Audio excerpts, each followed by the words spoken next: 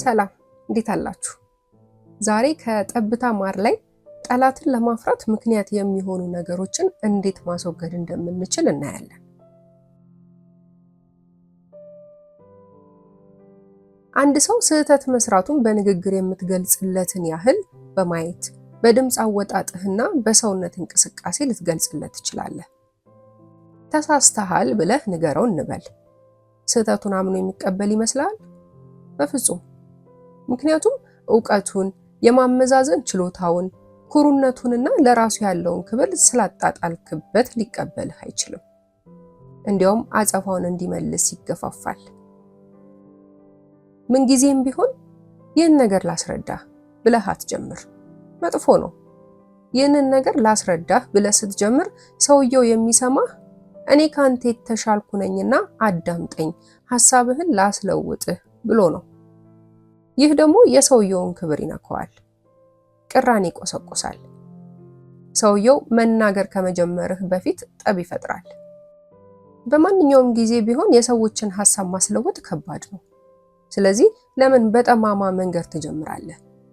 ለምን ሰንካላውን መንገድ ትመርጣለህ? ለአንድ ሰው አንድ ነገር ለማስረዳት ስትሻ ለማስረዳት መሻትህን ማንም ሰው አይወቅብህ። ለዘብ ብለህ በዘዴ ግባበት። ከቻልክ ከሰዎች የተሻለ አዋቂ ሁን። ነገር ግን አዋቂ ነኝ አትበላቸው።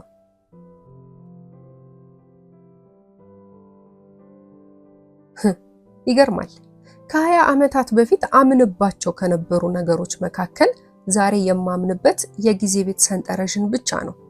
ስለ አንስታይን ሳነብማ የጊዜ ቤት ሰንጠረዦቹን እጠራጠራለሁ። ከ20 ዓመታት በኋላ ደግሞ በዚህ መጽሐፍ ውስጥ ያሉትን ነገሮች ሁሉ ላላምንባቸው እችላለሁ። ስለ ብዙ ነገሮች ሳስብ እንደ ቀድሞ እርግጠኛ አልሆንም። ሶቅራጥስ ለተማሪዎቹ እየደጋገመ እንዲህ ይላቸው ነበር ይባላል። አንድ ነገር አውቃለሁ፣ ምንም ነገር አለማወቄን። እንዲህ ከሆነ እኔ ከሶቅራጥስ በላይ ነኝ ብዬ ተስፋ አላደርግም። ስለዚህም ሰዎችን ተሳስታችኋል ማለትን ትቻለሁ። ይህም ዋጋ እንዳለው ተገንዝቤያለሁ። አንድ ሰው ስህተት ነው ብለህ የምትገምተውን ወይም የምታምነውን ነገር ቢናገር እንዲህ ብሎ መጀመሩ የሚሻል አይመስልህም? አሃ እንዲያ ነው። እኔ ደግሞ የማስበው ትንሽ ለየት ይላል። በእርግጥ ተሳስቼ ሊሆን ይችላል። አብዛኛውን ጊዜ ደግሞ እሳሳታለሁ። ሆኖም በደንብ እንዲገባኝና እንዳስተካክለው ስለምፈልግ እስኪ ነገሩን በደንብ እንመርምረው። ይህ እንግዲህ ትልቅ ተአምር ነው። ብዙ ለውጥም ያሳያል። ተሳስቼ ይሆናል ትለዋለህ፣ ደስ ይለዋል። መሳሳቱን ለማሳየት ደግሞ እስኪ ነገሩን እንመርምረው ትለዋለህ። ውይይቱ በመግባባት መንፈስ ይቀጥላል ማለት ነው።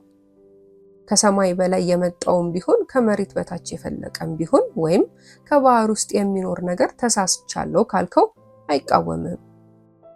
አንድ ሳይንቲስት ያደረገው እንደዚህ ነው። አንድ ጊዜ ስቲፈንሰን የተባለውን የታወቀ አሳሽና ሳይንቲስት አነጋግሬው ነበር። ስቲፈንሰን ለ11 ዓመታት ያህል አርክቲክ ዋልታ አካባቢ የቆየና ለ6 ዓመታት ያህል ስጋና ውሃ ብቻ በመመገብ የቆየ ሰው ነው። አንድ ትልቅ ሙከራ እንዳከናወነ ሲነግረኝ ምን ለማግኘት ሙከራውን እንደሰራው ጠየቅኩት። መልሱን መቼም አልረሳውም። እንዲህ ነበር ያለኝ። አንድ ሳይንቲስት አንድ ነገር ለማረጋገጥ አይሞክርም፣ አንዳንድ እውነታዎችን ለማግኘት ብቻ ይሞክራል። እንደዚህ ሳይንቲስት ለማሰብ ትፈልጋለህ አይደል? ታዲያ ማን ከለከለ? ራስህ አይደለህምን? ተሳስቻለሁ ብለህ በማመን የሚደርስብህ ችግር የለም። እንዲያውም የምታናግረው ሰው ጭቅጭቁን እንዲያቆምና እንዳንተ ግልጽና ሰፋ ያለ አመለካከት ያለው ሰው መሆን እንዲፈልግ ታደርገዋለህ። ተሳስቼ ይሆን ስትለው አይ እኔም ተሳስቼ ሊሆን ይችላል እንዲልህ ነው የምታደርገው። አንድ ሰው መሳሳቱን በትክክል ብታውቅና ይህንንም ፊት ለፊት ብትነግረው ምን የሚከተል ይመስልሃል? ጭቅጭቅ። ጥቂት ሰዎች ናቸው እውነትን ተከትለው የሚጓዙት። አብዛኛዎቻችን አስቀድሞ በያዝነው ጥላቻ ወይም በተሳሳተ እምነት የተሞላነን። አብዛኛዎቻችን ያለችንን ዕውቀት እንደ ዕውቀት መጨረሻ የምንቆጥር፣ በቅናት፣ በጥርጣሬ፣ በፍርሃት እና በእብሪት የተወጠርን ነን። እምነታችንንም በቀላሉ ለመለወጥ ዝግጁ አይደለንም። ስለዚህ ለክርክር የምንደረድራቸው ምክንያቶች ሁሉ ቀድሞ የነበረንን እምነት ላለመለወጥ የምናቀርባቸው መሆናቸውን አውቀን ይህም አጉል ግትርነት መሆኑን ተገንዝበን የሌሎች አስተሳሰብ ከኛ አስተሳሰብ ጋር በማጣጣም ስህተታችንን አምነን ለመታረም መቻል ይኖርብናል። ስንሳሳት ስህተት መሆኑን ራሳችንን እናውቀው ይሆናል። እናም በለዘብታና በዘዴ መሳሳታችን ከተናገርን ስህተት መስራታችንን በማንም ሰው ፊት ለማመን አናፍርም። እንዲያውም ስህተት መስራታችንን ለመናገር በመድፈራችን ኩራት ይሰማናል። ቤንጃሚን ፍራንክሊን በወጣትነቱ ተከራካሪና እውነቱን በግድ ለማሳመን የሚጥር ሰው ነበር። ታዲያ አንድ ቀን ከጓደኞቹ ጋር ሲከራከር አንድ ፌዘኛ ጓደኛው ለብቻው ጠርቶ እንዲህ አለው፣ ቤን አስቸጋሪ ሰው እኮ ነህ። የሚቃወሙን ሰዎች ሁሉ በነገር ጥፊ ታጮላቸዋለህ። ጥረትህ የሰዎችን እምነት ለመለወጥ ስለሆነ ማንም ሊሰማህ አይፈልግም። እንዲያውም እንዳየሁት ጓደኞቹ ተዝናንተው የሚጫወቱት አንተ ሳትኖር ነው። እርግጥ ነው ብዙ ታውቃለህ። ስለዚህ አንተን መምከር ያስቸግራል። እንዲያውም ማንም ሰው ምንም ነገር ሊያስረዳህ አይሞክርም። ምክንያቱም ኃይለኛ ክርክር እንደሚገጥመው አስቀድሞ ያውቃል። ስለዚህ ካሁን በኋላ ባለህ ዕውቀት ላይ የምትጨምር አይመስለኝም።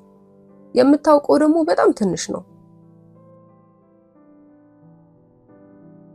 ስለ ቤንጃሚን ፍራንክሊን ከማውቃቸው መልካም ነገሮች አንዱ ይህንን የሚቆጠቁት ዘለፋ አዘል ምክር በጸጋ መቀበሉን ነው።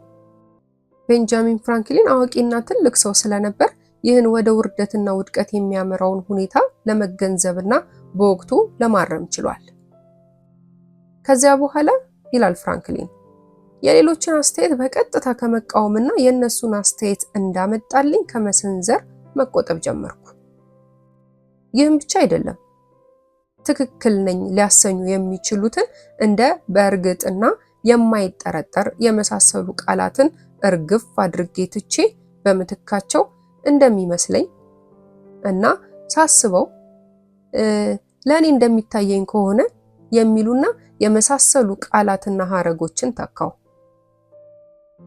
ይህ አቀራረብ ምንም እንኳን ስጀምረው ከፍተኛ ችግር ቢፈጥርብኝም እየቆየው ስለለመድኩት እየቀለለኝ መጣ። እንዲያውም ከዚያ ጊዜ ወዲህ ባሉት 50 ዓመታት ውስጥ የአስተሳሰብ ግትርነትን የሚጠቁም ቃል ወይም ሐረግ ተንፍሼ አላውቅም። ኤፍጂ ማሆኒ የተባለ የነዳጅ ዘይት ማጣሪያ ዕቃዎች ፋብሪካ ስራ አስኪያጅ አንድ ጊዜ ያጋጠመውን እንዲህ ብሎ አጫወተኝ። አንድ ስሙን ልጠቅሰው የማልፈልግ የነዳጅ ዘይት ማጣሪያ ድርጅት ኃላፊ የተለያዩ ዕቃዎችን እንድሰራለት ጥያቄ ባቀረበልን መሰረት የዕቃዎቹን ንድፍ አዘጋጅተን አቀረብንለት። ተስማማ። ዕቃዎቹን ለመስራት ተዋዋልን። በመካከሉ አንዳንድ በቅርብ የሚያውቁት ሰዎች ዕቃዎቹ በተገቢው ሁኔታ ያለመሰራታቸውን ስለነገሩት በመካከላችን አለመግባባት ተፈጠረ። ሰውየው ስልክ ደውሎ ዕቃዎቹን ማምረት እንድናቆም ሲነግረኝ መለስ ብዬ የዕቃዎቹን ንድፍ ተመለከትኩ። ምንም ስህተት አልነበረበትም።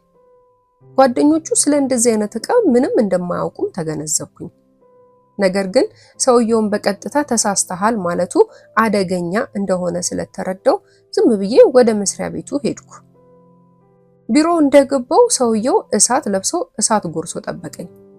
እየጮኸ ዛተብኝ። ቆይቶ እሻውን ምን ልትሰራ ነው የመጣኸው ሲል ጠየቀኝ። ረጋ ብዬ እሱ እንድንሰራለት የሚፈልገውን ሁሉ ለመፈጸም ዝግጁ መሆኔን ነገርኩት።